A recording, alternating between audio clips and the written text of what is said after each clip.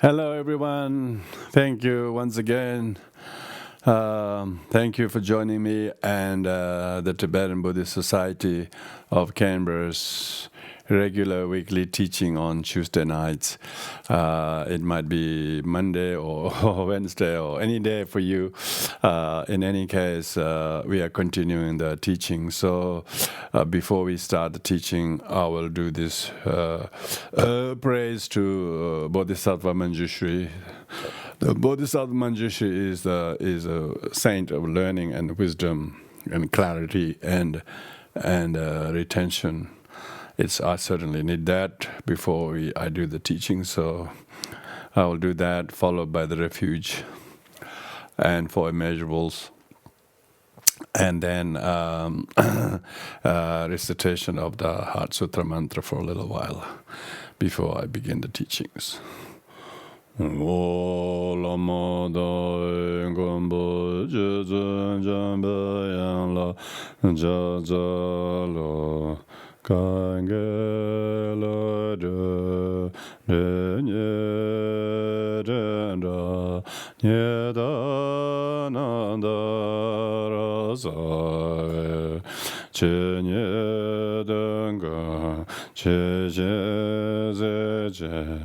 Nyejedo Galebanze Kanda Zebe Tsanramare Mendando Ngai Jezere Dozo Genla Poje Daraze Yela Jojo Yandezo Dodara Jedo Nyomo Nyelon Deje Jado Donzeje Mare Musa Dongare Nyugo Chenye Junzera Denam Dene Dajen Sajen Darazan Yenden Lezo Jaze Dowago Cheda Judan Chenyen Jende Dale Muzen Jambe Yanla Zende Jeje Jera Wazeraje Dale Dimo Mambarazane Kada Denjo Jonlo Dobaye Lada Babana Zado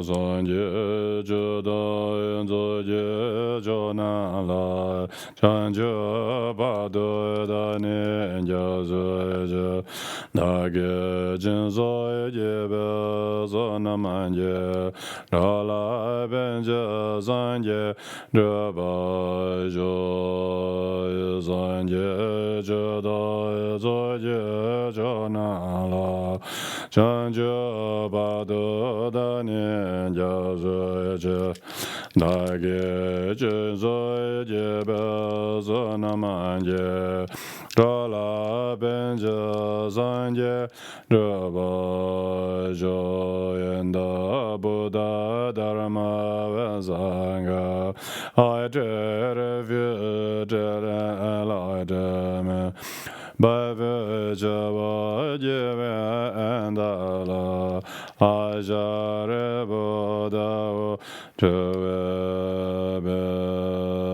Zamja Damja Devada Deve Judaya Dembara Juja Dungada Dungai Judaya Davara Juja Dungai Mebe Deva Daime Dava Juja Nyera Jada Nyeda Dave Tanya la ne bara juro je zamje damje dewa dan de juda dan bara juje donga da donga je juda jawara juje donga me be dewa da me dawa juje nyere jada nyeda dave tanya la never yoje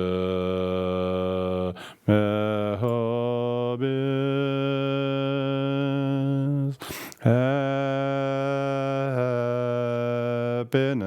happiness and the cause of happiness may there be free Avrazavare and the cause of Zavare may they never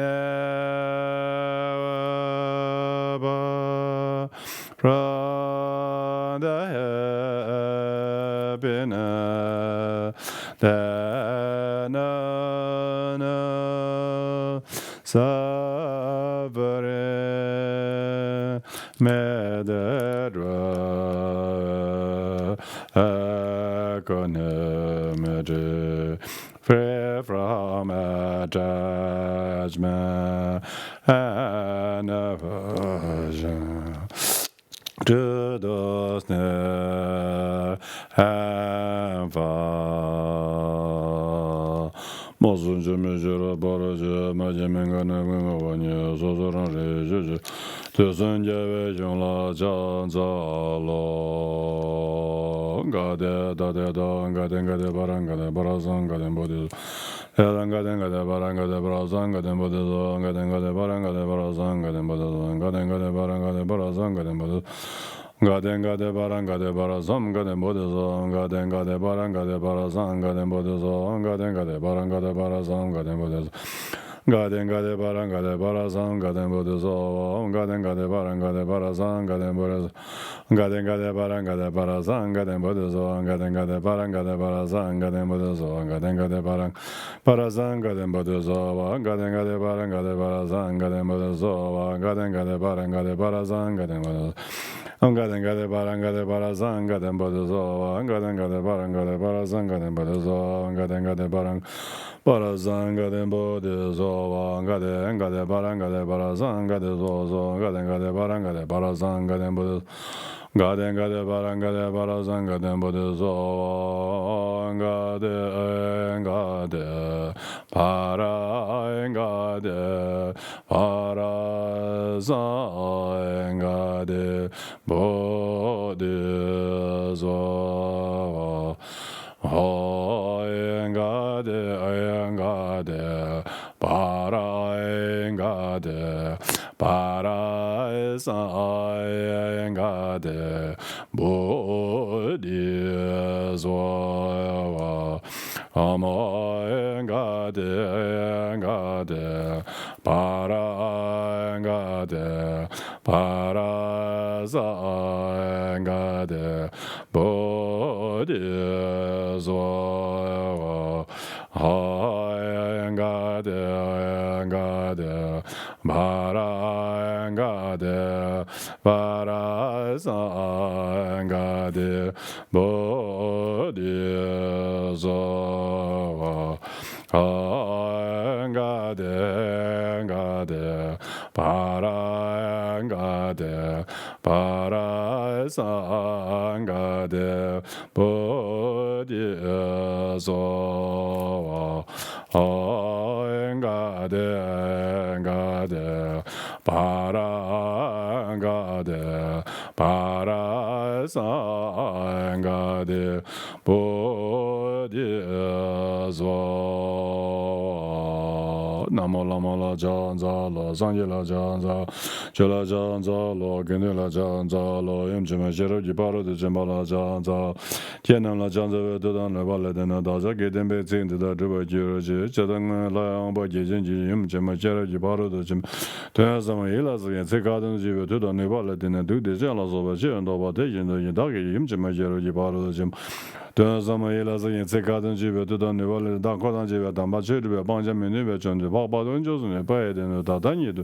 che ndo ba ji je me ba ji je je ba ji ra de je ba ji je na mo la mo la ja za la sang je la ja za la jo la ja za la gen de la ja imjima je je ba de ma la ja za la je na me ja za ve de ne wa le de da za ge de me chen de da de ba ji je je za ngo la ba ji imjima je je ba de ma de za me la za ge ga de je ve de ne wa le de de ja la zo chen da ba de yin da ge imjima je je ba de de za me la za ge ga de je ve de ne wa le da ko dan je ve da ba je ve bang ja min de me cha de ba ba gon jo zum je ga de me da da ni de che la da ba je je me ba je je ba je ra de je ra je na ma la ja za la sang je la ja za la jo la ja za la gen de la ja imjima je je ba de je ma la ja za la je na la ja za ve de ne wa le de na da za ge de me chin de de ba ji de ngo la yang ba je ji imjima je je ba de de za me la zin ze ga de je ve de ne wa le ne de je la so ba chen do ba de xian do da ge jiang imjima je je ba de je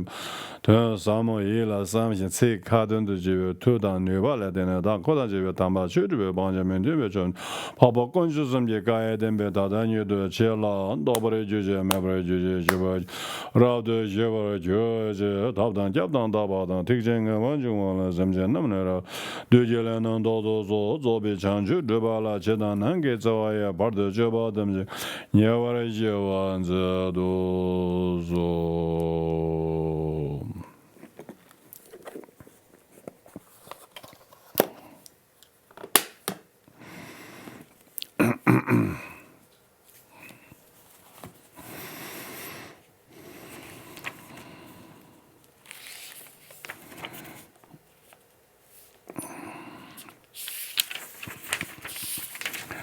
Welcome, everyone. Thank you for joining.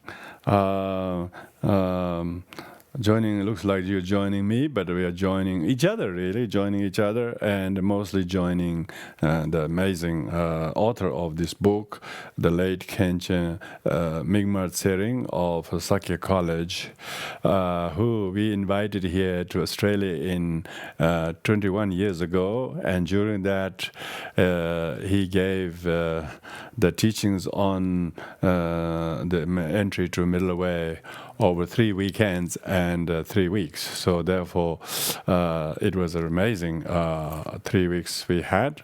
And of course, many people haven't heard any teaching on Buddhist philosophy, let alone a text like this, let alone any teachings of such a classic subject from someone directly into English. So over a good number of students have transcribed and edited and re-edited and published this book. And so therefore we, since our center and myself, we have been center of this thing, and Ken Rinpoche passed away rather very sadly some 21 years ago at a very young age.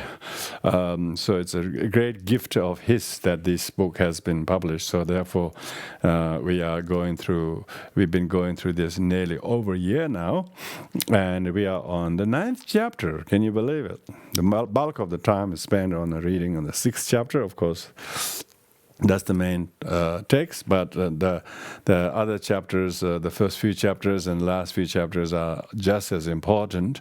So you can see, if you talk about sandwich, you can see the sandwich itself is the emptiness, emptiness sandwich. So the middle portion is the 6th chapter, but now the last remaining chapters are the qualities of the enlightenment, that is realized that from gaining the realization of emptiness. So that's why today we're going to start with the 9th chapter and 10th chapter, and both of them are very short, and then move on to the and the 9th chapter, and then it's the 10th chapter. It has a 11th. They don't call 11th chapter, but it's 11th chapter. So it goes to talk about the qualities. So anyway, let's go through the 9th chapter.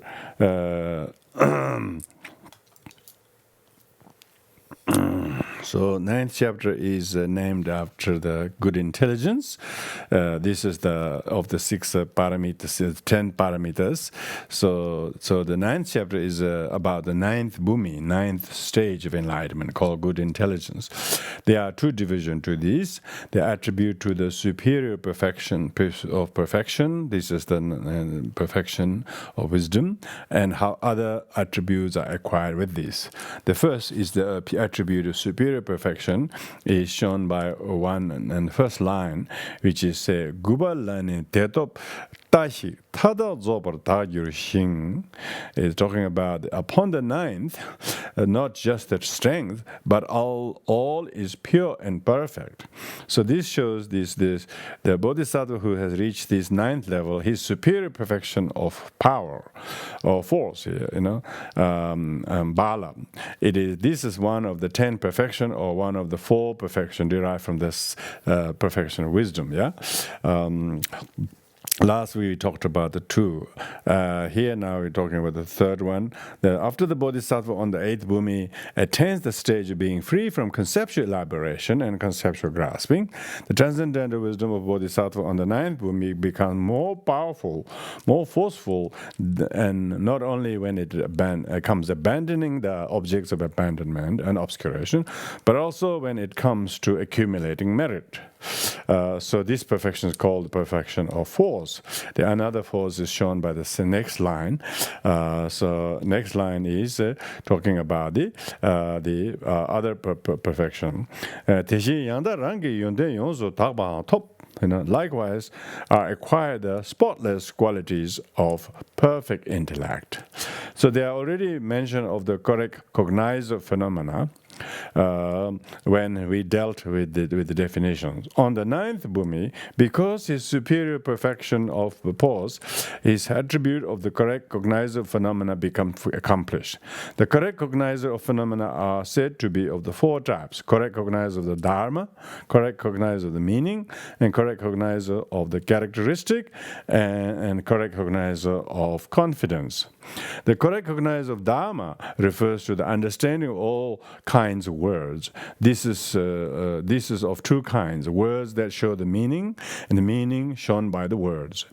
The understanding of all kinds of words, which include all kinds of languages that expresses all kinds of expressions, is the meaning of the correct cognizer of Dharma. The correct cognizer meaning is, of course, the complete meaning of all these words and expression. The correct cognizer characteristic is the understanding of the detailed characteristic of each of these phenomena. Each thing has its own characteristic or its own exclusive qualities or attributes. The correct cognizer of confidence is explained in different ways. Generally, it refers to understanding a complex relationship between causes and results. The example usually given is that one is able to understand the multiple colors of the feathers of the peacock. So this is the enlightened one who he knows why the peacock's got such a beautiful feather. He will understand why every color is there and what has caused that each. However, complex result may be he will be able to understand detailed causes without mixing one with the another. There are always 3 ways of explaining them. Explaining when one obtained these 4 correct cognizers. The correct cognizers. Correct cognizer means soso yang takpe rikbashi. This is the correctly seeing individual characteristics. According to the Abhidharma literature, 4 correct cognizers are achieved at the time of arhatship. According to the Prajnaparamita Sutta, on the other hand, 4 correct cognizer of the phenomena attain only when one attains Buddhahood. The actual correct cognizer are attained only by the Buddha. According to the Sutra of the 10 Bumis, Dasa Bumi Sutra, which is the sutra on which the Madhyamika Avatara is based. So this is very important, Madhyamika Avatara, the entry to the middle way, or even the Mula Madhyamika by Nagarjuna, they're all based on the more other sutras, the classical sutra, like Dasa Bhumika Sutra. So the great Indian masters, these days we seem to forget the history until Nalandas, as the only thing started in Nalanda, But we don't seem to remember the history before. That's the reason is because people don't study or read the sutras. Sutras are much more prior, senior than these kind of literatures. And so that's why here it says, according to the sutra, the 10th Bumi, on which this particular text is based, although there are many sutras also counted as a source, counted as a source. The four correct recognizers attend on the 9th Bumi. So according to the Dasa Bhumika Sutra, the four correct recognizers, Soso Yangta Parikpa, is only realized on the 9th Bhumis. So here, when it says the Bodhisattva on the 9th Bhumi achieve the four correct recognizer, it is in accordance with the Sutra of the 10 Bhumis. Because of that, the Bhumi is called Great Intelligence. This concludes the 9th ground, the 9th chapter. So, that's the 9th chapter. It's only 2 lines. Now we move to the 10th chapter, which is 10th chapter is called Cloud of Dharma and Shikitin. This is the last of the perfections, transcendental wisdom or the jnana. The 10th chapter has 3 subdivisions. First, the initiated as the regent. Second, the superior of the attributes of this perfection of jnana paramita. And the third is etymological explanation of the Bumi. So first is shown by 1.5 verse, which are Chube Sala Te Kune Sangye Namle Wang Kurwas. Upon the 10th ground is received supreme empowerment from all the Buddhas. This doesn't mean tantric empowerments, even though according to Vajrayana, without going through the process of initiation empowerment, one has no hope of becoming Buddha. One has to go through the initiation, and one has to go through the 2 stages. Now, leaving aside Vajrayana, which Kempola briefly mentioned, there is also the mention of empowerment in Mahayana. So empowerment isn't just a Vajrayana ritual. Empowerment is whole Buddha's teaching is very empowering when you understand them, whether it's elaborate ritual or not. When the Bodhisattva teacher reaches the last stage, the 10th Bhumi, he will go through many different types of meditative absorption, and in the end, he will abide in the meditative absorption called empowerment by all the Buddhas. When he remains in that, all the Buddhas from the 10 directions will come. As a result of this coming and the result of his accomplishment on the path, a huge lotus flower will arise, adorned with jewels and as large as the size of 1 million worldly systems. Bodhisattva's body will also become like that. Then he will sit on the flower, and the Buddhas of the 10 directions will gather. Light rays will issue from the hair in their forehead. This is a special hair that the Buddhas have. It is one of the 32 major signs. Dzopu, we call Dzopu. From that, light rays issue and touch the body of the Bodhisattvas of the 10 Bhumi, who is seated in the lotus. In that way, he is said to be empowered as the regent. It is to show him that he's just a moment away from becoming Buddha. It is like enthroning somebody or coronating somebody, or through preparing him to become king. That is called the initiated as a regent. So that's the first of those 3 points. Second is superiority of attribute perfection of this jnana paramita. Is also expressed by next 1.5 line. Tamba topjing ishi laba chodon jungwan yurwaing. It says the primal wisdom reaches its perfection. This is because all the obscuration have almost come to an end, and the more obscurations are abandoned, the brighter the transcendental wisdom becomes. The more the clouds disappear, the brighter becomes the sun. During the path, the most most excellent and transcendental wisdom is that of the 10th Bumi. That is why it attains the supreme, surpassing, exalted awareness. This means the transcendental wisdom. Now, the third of this point is the etymological explanation of the Bumi, and because we're talking about the cloud of Dharma, yeah, Dharma Mega. Chetin namne chuchar baba chidar tishin donam gi gewelo do chedu jese lejan hundup chuchar bab. See, that's the. It says, and from these bodhisattvas, Dharma rain like torrents from a water-laden cloud, because cloud is laden with the water, yeah, falls free and uncontrived, that wanderers may grow their crops of virtue. So that's why the 10th Bumi is called the Dharma cloud, because when there is cloud, then there will be rain. Only when it rains, there is crops. Otherwise, there's a drought. So right now, the world has a drought because there's no Dharma. That's the whole thing. Drought of happiness. Yeah, they may have this, they may have that, but they don't know how to have happiness. So the enlightenment of the Buddha is the cloud. The 10th is called the Cloud of Dharma, Shugitin. Why it is called Cloud of Dharma? This is because it is like rain falling from the clouds and helping the crops to grow. Crops to grow. Out of the 22 analogies of the Bodhichitta, the cloud is one of them. So here, this is the cloud we are talking about. The cloud are the Bodhisattva's transcendental wisdom. The falling rain is the teachings of the Dharma by the Bodhisattvas, and the development of crops is the increase of virtues of living beings. So if you are having a lot of great shift, attitudinal shift, and increasing loving kindness and compassion and diligence and so on, that's because you have been rained down by the Dharma. Because you have been drought, and when the rain comes, all the things will start growing.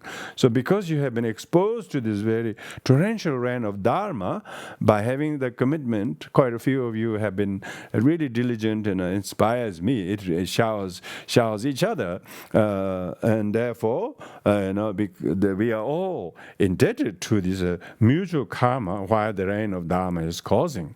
Rain of Dharma has completely sort of removed all the doubts and problems, and people usually, before they were talking about, oh, poor me, Now when they have rain of Dharma into their life, they are no longer talking, because they have many crops of joy, crops of gratitude, crops of forgiveness, and crops of tolerance, crops of learning to remember impermanence, and so on, crops of forgiveness, crops of understanding each other and other people's suffering and their mistakes, and not reacting to them punitively.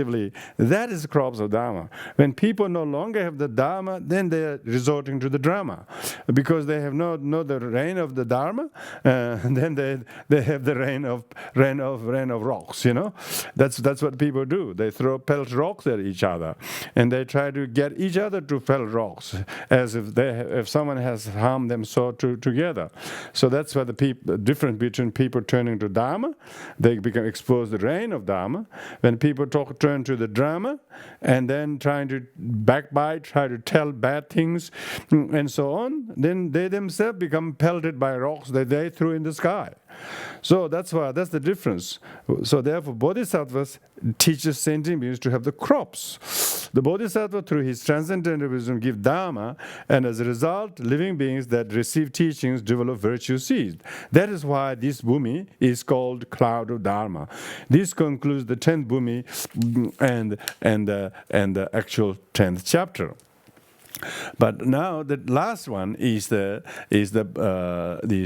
summary of all the qualities. So it's rather very auspicious. We are in the middle of the Sagadawa. Today is the 11th day of the Sagadawa. Still 19 days to go, and the rest of this chapter, the 11th chapter, will be just right for us. So what a wonderful thing to be talking about all the qualities of the 10 Bumis. From here onwards, all the qualities of 10 Bumi will be discussed. And so Bodhisattva's qualities. And with this, we are still on the stage of the Bodhisattva, the cause. This has 3 subdivisions, and we have dealt with the first 2, identifying the stage in general through the unification method and wisdom, and identifying the individual stages through the superior of the perfection. So those we have gone through already. Third is describing the qualities of individual stages through superior numbers. So that we're talking about each of the qualities, yeah? This has two subdivisions. Attributes of 7 Bumis illustrated by numbers, and attributes of 3 Bumis illustrated by atoms. So talking about all the qualities of the 10 Bumis, okay? So if you're just listening to, only recent weeks and so on, that we are talking now all the qualities of the 10 stages of enlightenment, which is very, very, very auspicious to be talking about. So therefore, the first has 2 subdivisions. Yeah, first is the 12 sets of 100 attributes of the first Bumi are explained. So 100, 12 sets of 100. So 12 sets of 100 is 1,200 qualities achieved in the first Bumi. And then second is illustrating the second Bumi and others through multiplication. So all of them multiply. You just multiply. The first is shown by 3 verses.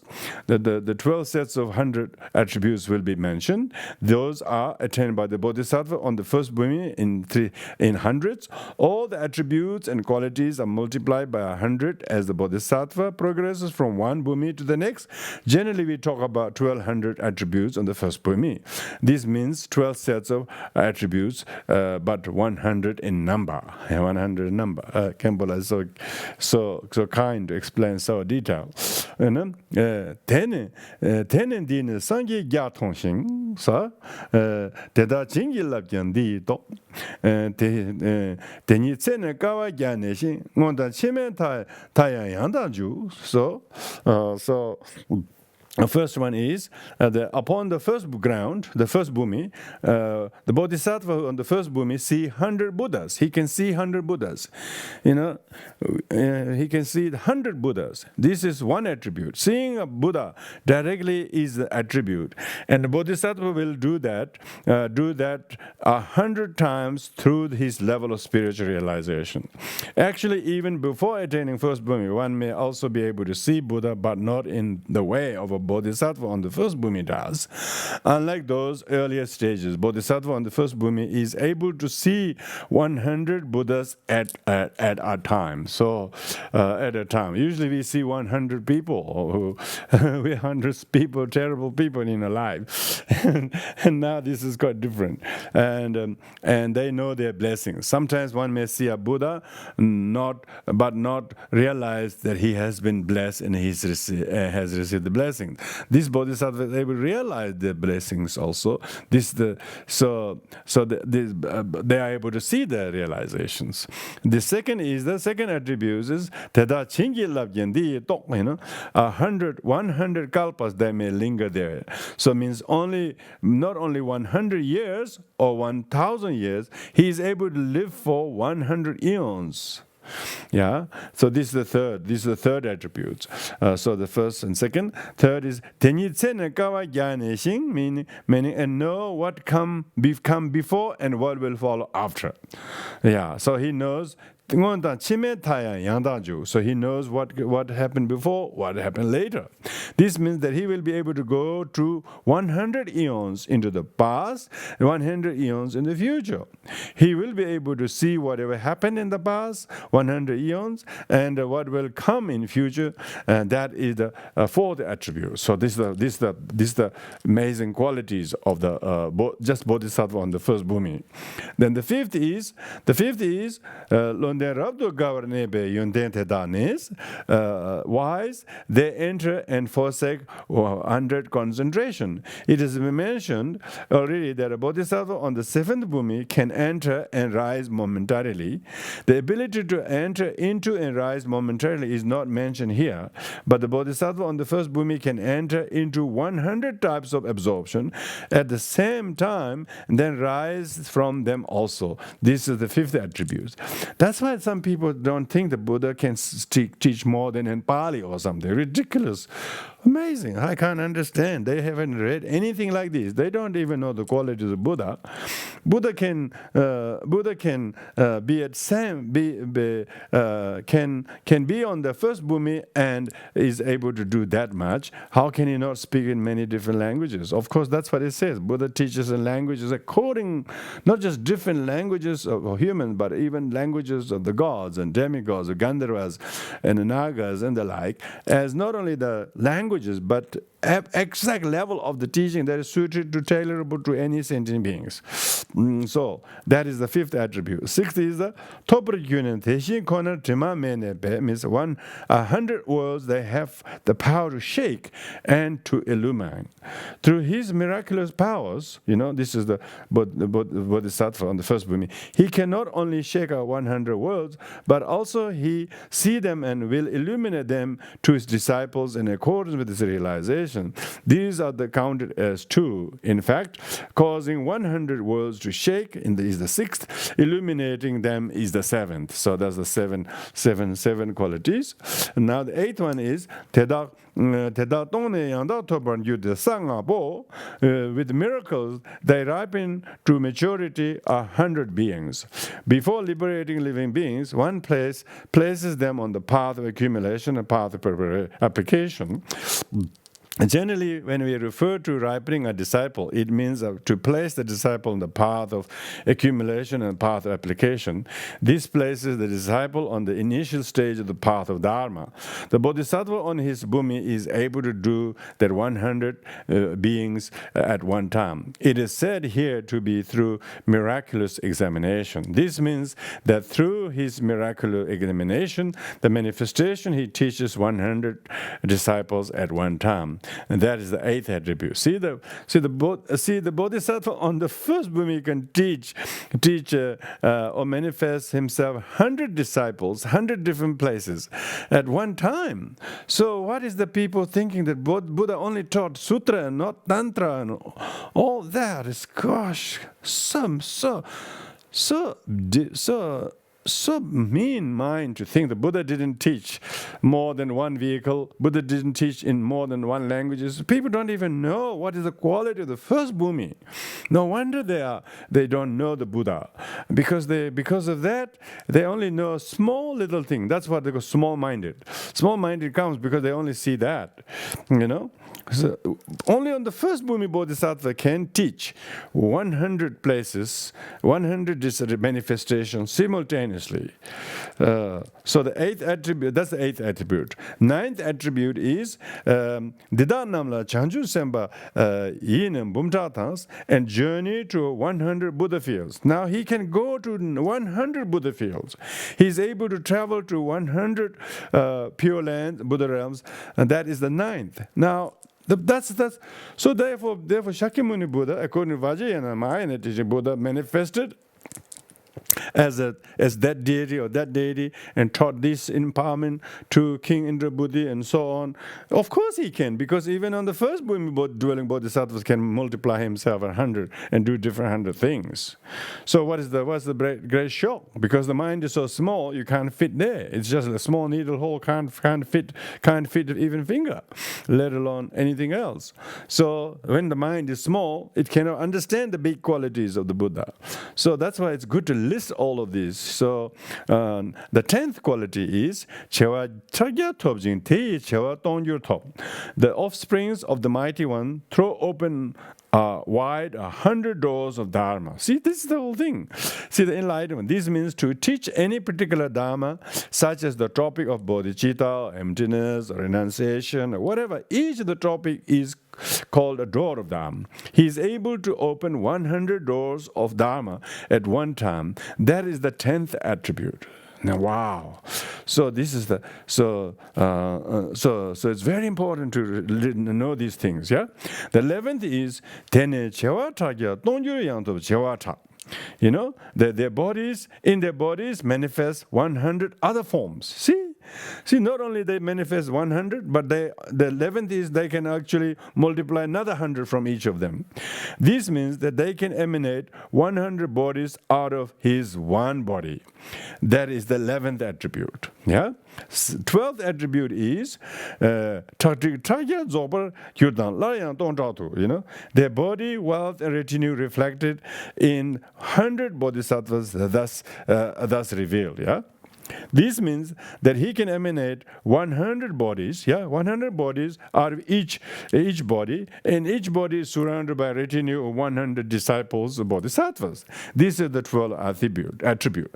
So all these 12 attributes, all these attributes are multiplied 100 times by this Bumi, yeah? So that's just the first Bumi, yeah. This 100-fold multiplication, which was mentioned at the beginning, this applies to all the ensuing attributes.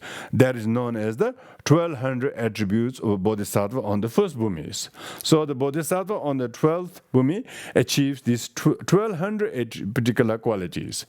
There are many things that are common to both Sutra and Tantra.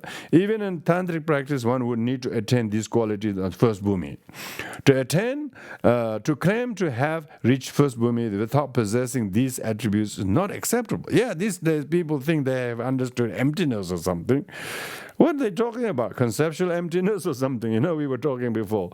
Yeah, maybe. But if they reach the first Bumi, come on, multiply their body as 100-fold, and so on. Where are the 12 attributes, let alone 1200 attributes? So enlightenment is not perfect. Enlightenment is not so easy. Even when people on the path of preparation might look a little bit more enlightened because they have a lot of concentration and discipline and like no other, but they are not fully enlightened. So that's people therefore think that he is a Buddha, she is a Buddha, as if Buddha is so easy to get. We say Buddha is very rare. We don't call rare unless it's very, very rare. Now here we can understand what are the constituents, what are the attributes that you need to have, even to be the first Bumi dwelling Bodhisattvas. To claim to have reached the first Bumi without possessing these attributes is not acceptable. Of course, I agree, Kambola. There were some scholars in ancient Tibet who maintained that one could reach first Bumi even without attaining these attributes, and that attributes would be attained later when the Bodhisattva changed lives. That means he might not attain these attributes in the current life, but may attain in the next. This was rejected by Sakya Pandita, who said that these attributes arise as a result of your attaining the first Bumi, not as the result of a first Bumi. Only attainment of the first Bumi, then you have the result. You can say the quality, you can see the first Bumi is that, but if you don't have the qualities of the first Bumi, you don't attain them. It is not acceptable either in Sutra or Tantra or for a Bodhisattva on the first Bumi to lack these attributes. So that's why it's very dangerous to say someone is enlightened. What are you talking about? Even if they get the first Bumi, they have to have these 1200 attributes. That's why His Holiness Dalai Lama says, and after all these years, he says, if I can get some little bit of path of preparation, he almost confidently said that it may, of course His Holiness might be very, very modest, but when you look at this, maybe he's just telling the truth, he's not trying to be trying to be modest. He's just saying honestly how if there is, His Holiness can multiply himself 100-fold. Got a long time ago, or anybody else, it's very difficult to even keep one piece very, very easy, let alone multiply 100 bodies. So that's why it's very important. People always elevate people's status as they are Buddha in flesh and things like that. How can the Buddha in flesh can be so many? One thing is pure perception and having regard for them and so on. Another thing is of almost bringing down the Buddha's quality into some inhumanhood, in human Buddha is Buddha, not human, not ordinary human being. Ordinary human being, no matter how many qualities he might have, and that might be still a sign of the person have reaching the greater path of accumulation or medium path of accumulation. Even lesser path of accumulation people have some qualities quite different from the ordinary people's ordinary qualities. And so people who are on a higher path of accumulation, and higher has also higher, lower, higher, middle, higher. And then the path preparation has 4 sub-stages. So when you look at those, you can see it's very important to know the demarcations and different stages of the path.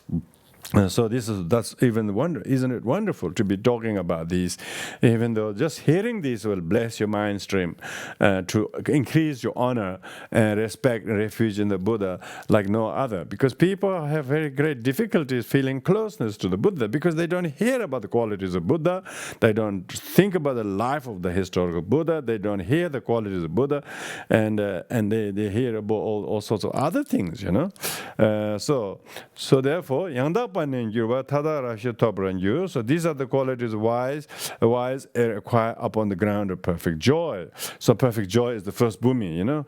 Remember, we went through the other old chapters, but they didn't specifically mention the qualities. So now here, the 10 qualities of the 10 Bumis are mentioned, yeah.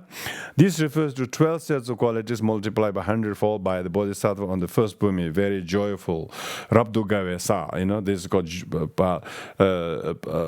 Bumi of great joy, yeah, great joy. This is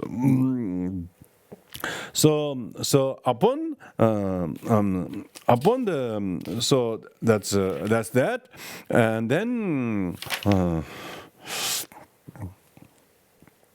This refers to the 12 sets of quality attribute that. Now, upon immaculate, this is the, upon immaculate refers to the second one. So, I'll have a look in the text. That's the fourth verse. I didn't get that one. Yes, fourth verse, yeah. Fourth verse. I will read the fourth verse. The Chewa Tragia Topjing Te Chewa Tonju Tene Chewa Tragia Tonju Yang the Chewa Tati Tragia Zober Yudan Lion Donda the Yanda Banin Yuanta the Rabdo Topper and Gur. Topper and Gur. So this immaculate upon immaculate the same arise. Upon immaculate is the second Bumi, yeah? Increase 1,000-fold, and the 5 succeeding grounds these qualities expand. Yeah, that's right. So the first that's the quality of the first Bumi, and the second is 1,000-fold, and the 5 succeeding grounds of these qualities. This means that 12 qualities are attained by 1,000-fold by the abiding and the stainless immaculate, which is the Bodhisattva on the second Bumi. On the next third Bumi, the Bodhisattva will attain 3,000 of these qualities. Yeah, 3,000 of these qualities.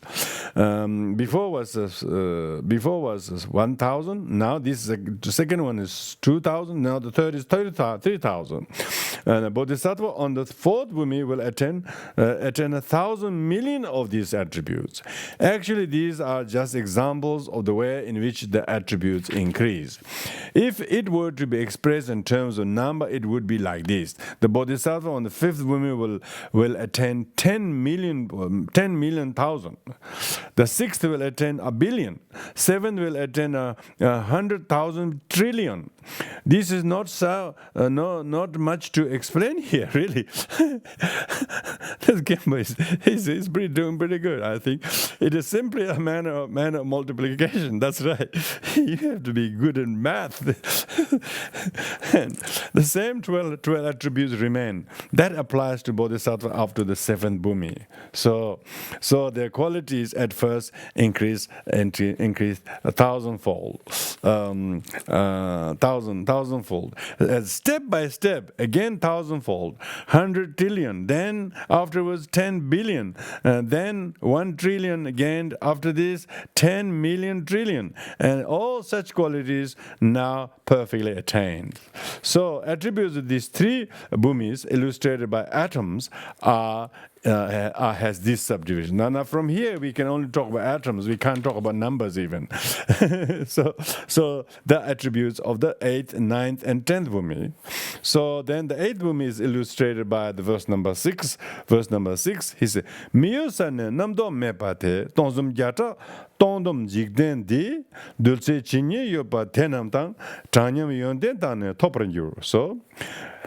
And when residing on immovable, which is the 8th Bhumi, the Bodhisattva now beyond conceptual mind have virtues many as the grains of dust that will fill 1 billion worlds, increase 100,000 worlds. Can you just imagine that?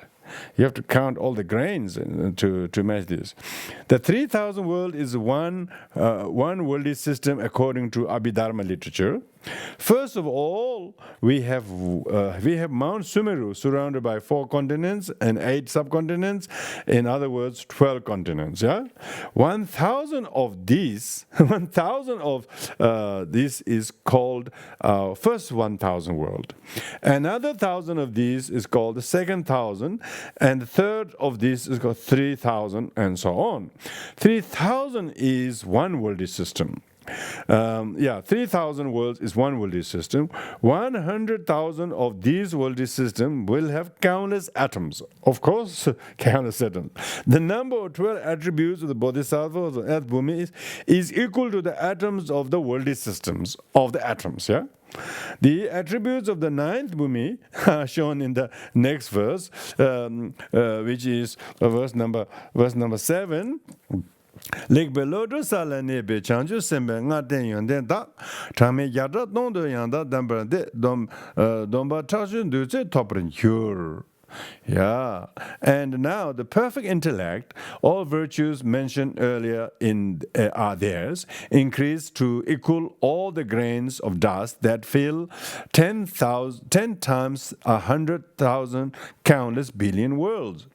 Now, countless here means countless world system, not even atoms. Countless world system. This is added, not multiplied. Whatever the number of atom is found in these worldly systems is equal in number to the attributes gained by the Bodhisattva of the 9th Bhumi. Wow. The 10th Bhumi has 2 subdivisions. First is attribute illustrated by numbers. The second is attribute to performing the miracles. So we don't even know how to count because we can't count the atoms. They're only talking about world system, not our count. So therefore, the 10th Bhumi has Reshik Chupan dirde yonden da ngaki chuyu lechen de gyurshin. Yeah, ngaki chuyu mayi domnamne duda chinye yopa tenye gyur. She said, to say the quality of the 10th is, to say the least, the qualities of Bodhisattva resting on the 10th ground lie beyond description. Yeah, it is beyond our expression. They equal all the grains of dust. Indeed, are wordless in quantity. Yeah, wordless, speechless quantity. Yeah, the Bodhisattva on the 10th Bhumi has attributes equal to the number of the atoms in all the expressible world system. In other words, it is inexpressible. Inexpressible. Now, so that's that. Second is the attribute performing miracles. Now, this is talking about the power or miracle that Buddhas can show, which is shown in the next verse, the verse number 9. Pabu kumbu changju semba nam lenjik zosan yegu tangde dang. Teshin ladan lami midagyan keji lana dumbar nu. Wow. Such bodhisattvas can, in every pore of the hair pores, display a host of bodhisattvas and unnumbered multitude of Buddhas, and also gods and demigods and humankind besides. All these they can reveal at any time. So the Bodhisattva on the 10th Bhumi can perform miracles such as show countless Buddhas together with the Bodhisattvas and also gods, demigods, humans in the hair pose of body. These complete the causal stages of the Bodhisattvas, the causal stages of Bodhisattva. So all the 10 Bhumi have the causal stages of Bodhisattvas. Now we're going to talk about the resultant stages of the Bodhisattvas. Upon this point, we have dealt with the attributes, the functions, and the practice of Bodhisattva on these 10 stages. And in other words, from the first to the 10th Bhumi. Now comes the resultant stage of the Buddhahood. Now the Buddhahood itself is above the 10th Bhumi. That's why we usually call 11th Bhumi. So the Buddhahood itself is considered to be resultant. The stage of Buddha result has three subdivisions. How enlightenment is discovered, description of the bodies, that's the kayas, and praising highly on the basis of time. Good. The first of these has two subdivisions. Actual meaning and rejecting the arguments. Actual meaning has three subdivisions. The first is when enlightenment is discovered. So that is shown by the first two lines. So from here onwards, it makes it easier for me because it's not about not trying to understand philosophy, try to explain, but reading the description. And for us just to hear this and read this yourself will be even better a few times. It will bless your mind stream, and then it will just completely open and vast our heart and mind, the qualities of the Buddha. Kanchir namka tima mela tilan danang sarwan yurvechir munju topje kebe sala kege layam begirshin. He says, and thus because the moon shines brightest in a clear, unclouded sky, again through striving on this ground, 10 strengths nurturing. So this shows the timing. It shows when one is able to discover enlightened wisdom. There's not much gap to cross now before reaching state of Buddhahood. Previously, you strove again for the ground. Previously, again means that on 10th Bhumi you will strive again for the ground that generate the 10 forces. The 10 forces, we're talking about 10 powers, 10 powers. The ground means the Bhumi. Which Bhumi? The Bhumi that generate the 10 forces. This means the 11th Bhumi, the Bhumi of the Buddhahood. So we're talking about the Buddhahood itself. The 10 forces, we're talking about the 10 powers, 10 forces, will be explained later as attributes of the Buddha. In other words, the time when one will attain Buddhahood is after the completion of the 10th Bhumi. That is just to show that there is no other realization between the 10th Bhumi and the Bhumi of the Buddhahood. At the end of the 10th Bhumi, one will strive to attain the Bhumi, that Bhumi on which one is to generate the 10 forces. In other words, the Bhumi of the Buddhahood.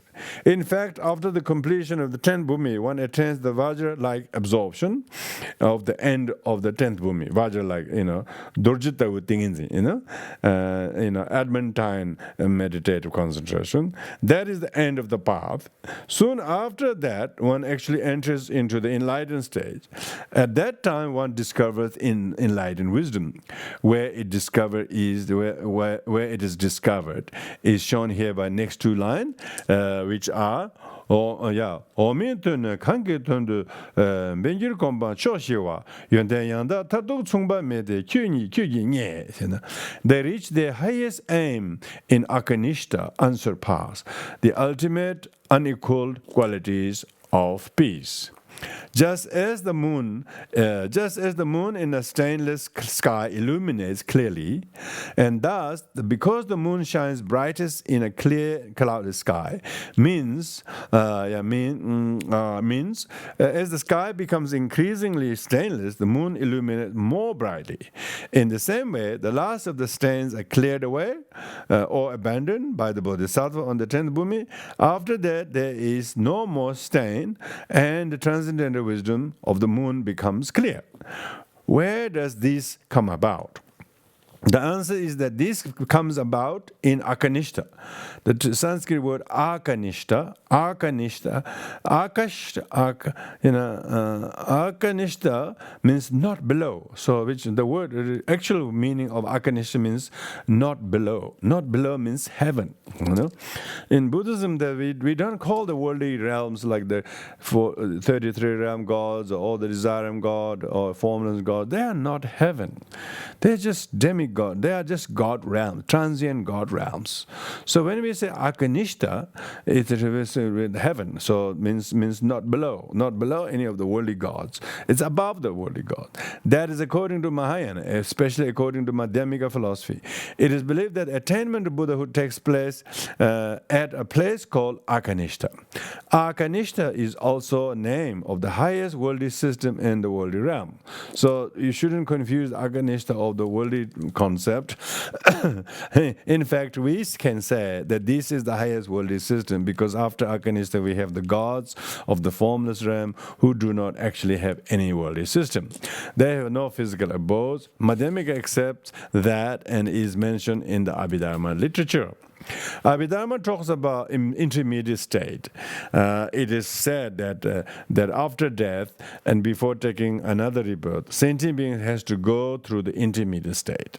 The intermediate state that takes certain forms. It also possesses all of the five aggregates, although they are not physical as a being that is alive. So they're talking about the features of the Akanishta. They form part of continuum between death and birth. At that stage, the five aggregates also of the nature of light. So nature of light. They can pass through solid and gross things.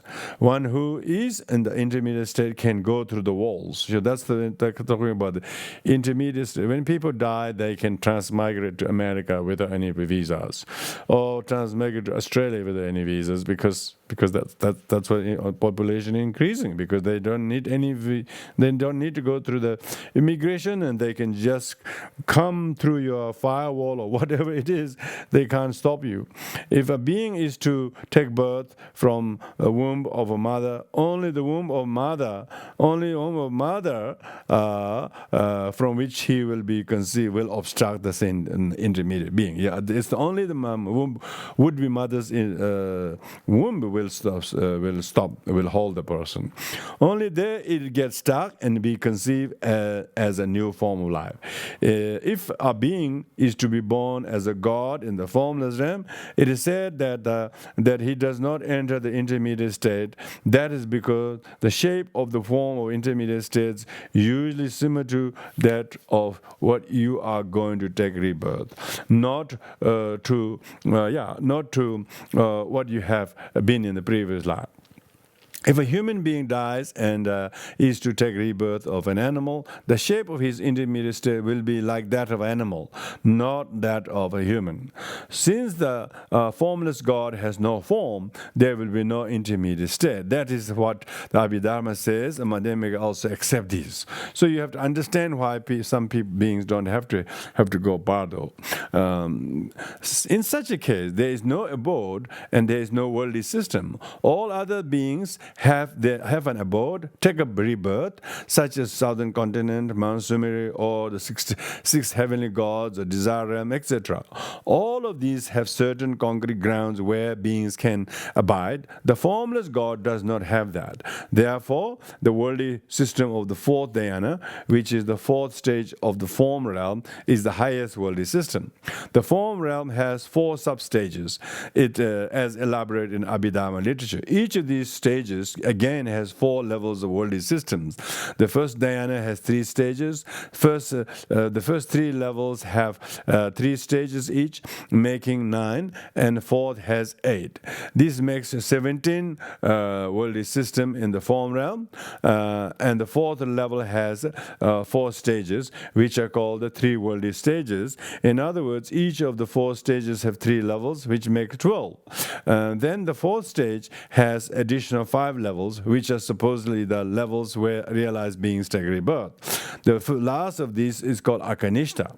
According to one who is in the same Akanishta, we find the form realm, but according to others, it is another Akanishta that is above the Akanishta in the worldly system. This higher Akanishta is where a Bodhisattva will become a Buddha. And it is deliberately not, it is definitely not Bodh Gaya or any place in the world where Buddha manifests himself as enlightened. That is just a manifestation in which he shows that he has gained enlightenment. He has already gained enlightenment before that, initial manifestation in the world, and a place where he achieved this was Akanishta in the Sambhogakaya form. The form of the Buddha, the body of the resultant stage, is divided into 3 bodies. One of them is called Sambhogakaya, or enjoyment body. Enlightenment is found in the basis of enjoyment body in Akanishta. How it is discovered is explained in the next verse. Chitranuki yewe kala yawa me teatar muje yawa kangaya teni lame teichir. Ronyam nido yanda tusu chubranze yune kenzan kyugi keji kene sheja tusu chu. 11 verses. The vessels may be different, but their space is one and undivided. Just so phenomena are many, but their suchness is beyond all multiplicity. In understanding perfectly their single taste, such beings in their perfect wisdom know all knowledges, no knowledge object in a single instant. That the way in which one attains Buddhahood is to see the ultimate nature of all phenomena as one taste. There's one difference as far as ultimate nature of all phenomena is concerned. Buddha sees these in this way. There is no difference in the space of different vessels. Just because there are different vessels, the space inside them is not different. In the same way, just because there are different phenomena, the ultimate nature does not have some different taste. It has one taste or aspect that is realized by the Buddha, and that is how he attains how he attains enlightenment.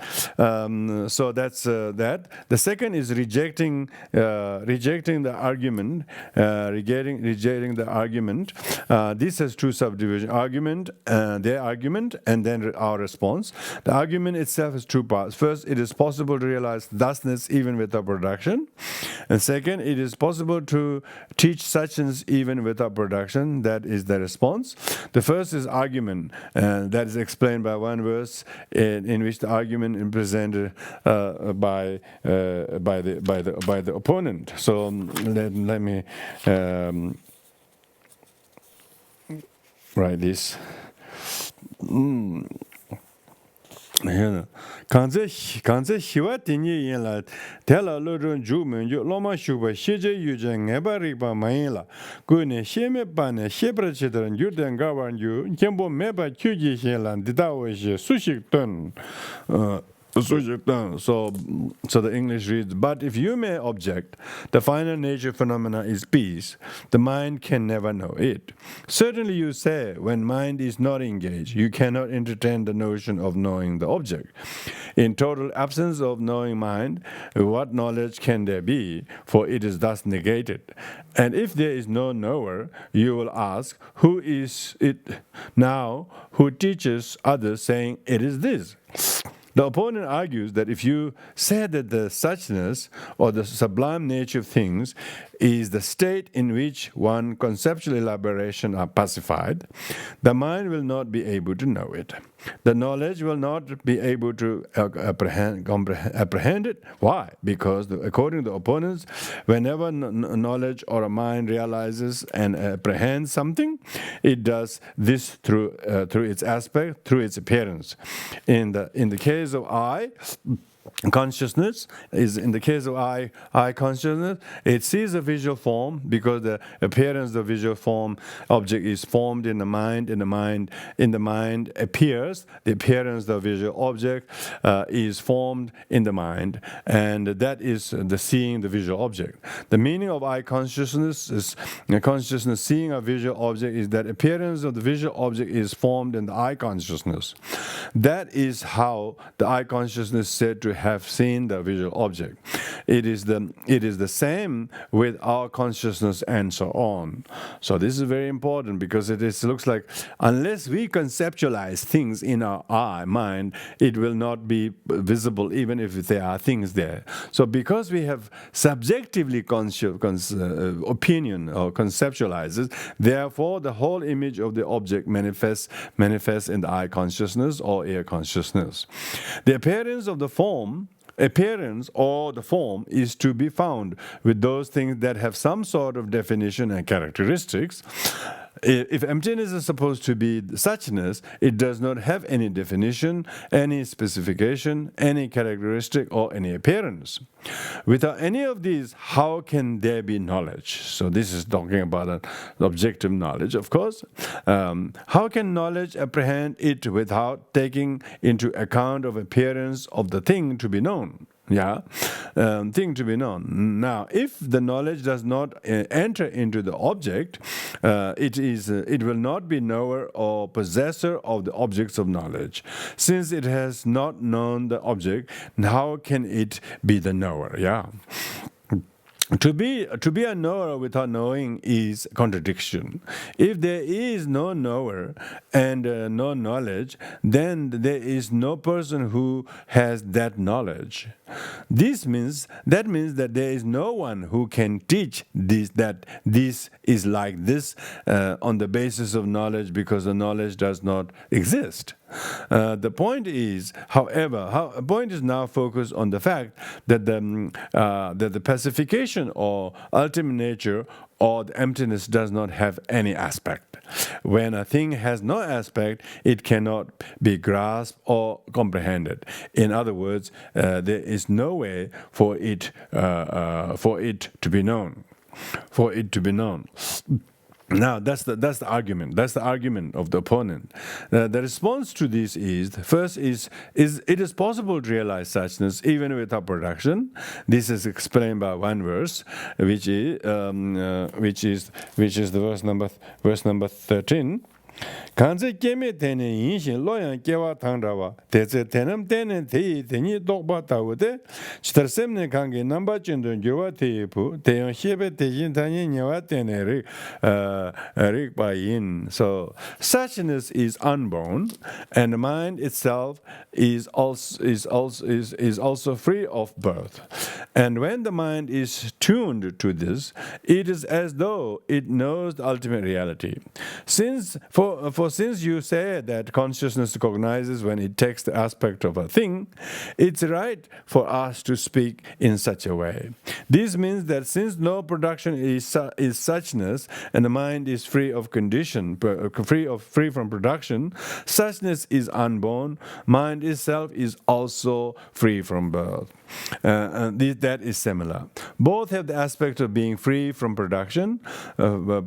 Free from production is to be free, to be found in both object and the mind. That is why the mind is said to be known the object, the suchness, by depending upon the aspect. And when the mind is tuned to this, the meaning that aspects of non-production, it is said to have realized suchness.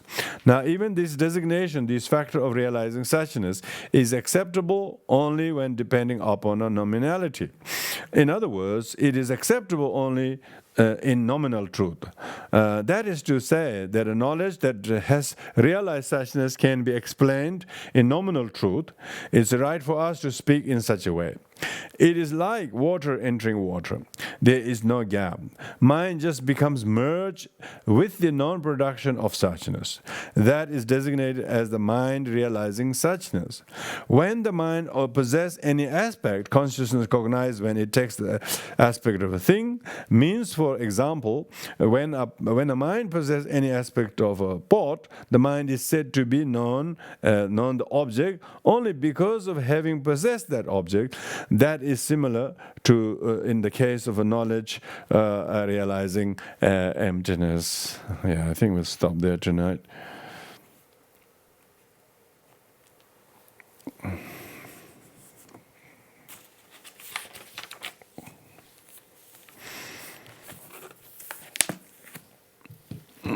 Thank you. I do the dedication merit.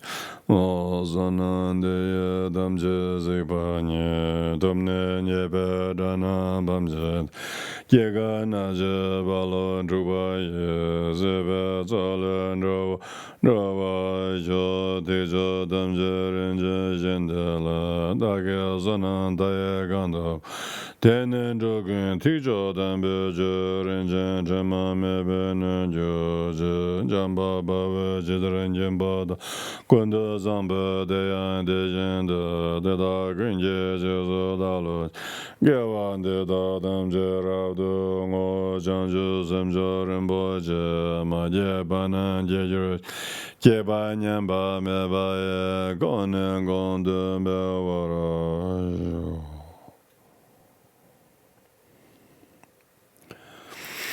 Thank you, everyone.